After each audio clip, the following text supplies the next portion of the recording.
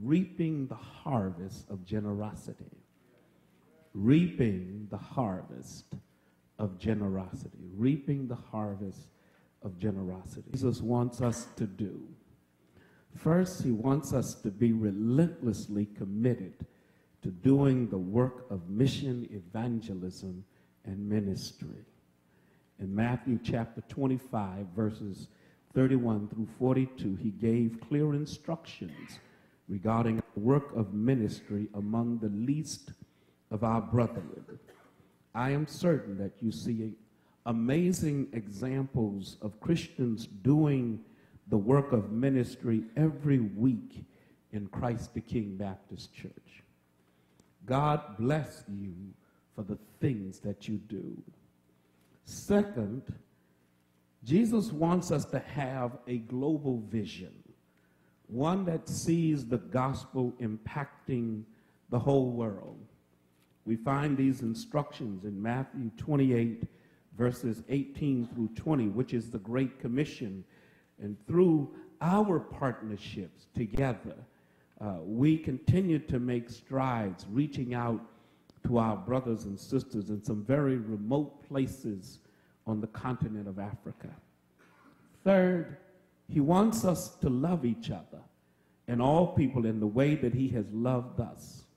And these instructions are found in Matthew chapter 22, verses 36 through 40. And we call this the Great Commandment, the Great Commission, the Great Commandment, and the Great Commitment to doing the work of ministry. When we do these three things, we identify with him and his purpose in the world. When you do these three things, it shows that you are clear about your identity, your purpose, and that you are determined to be active in the community, yet possess a community vision and a global vision. The question that is at the heart of the message today is, how does Christ the King build and sustain an effective ministry and mission focus that never loses its thrust? All right? That never loses its thrust. You know, if you fly a lot, you know that when a plane is landing, that's the most vulnerable point. And so the pilot has to give it a little more thrust to keep it from falling out of the sky. So how do you build and sustain the ministry so that it never loses its thrust, that it is always the same in every generation?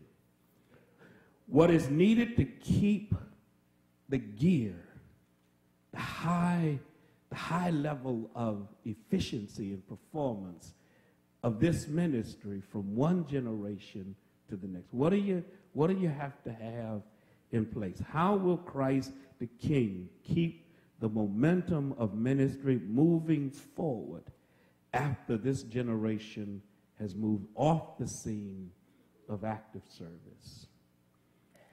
Remember, in Judges chapter 2, verse 10, there arose a generation after Joshua's generation who knew not the Lord, nor the things that God had done for Israel. What will it take to sustain the work into the next generation and beyond? I'll tell you what it'll take. It will take people who are born again and who are committed to the purpose of Jesus Christ. They will need a fearless resolve to achieve God's plan of global redemption in a world that is increasingly skeptical of organized religion, of churches and preachers. They will need consistent financial resources to keep the ministry moving forward without losing heart.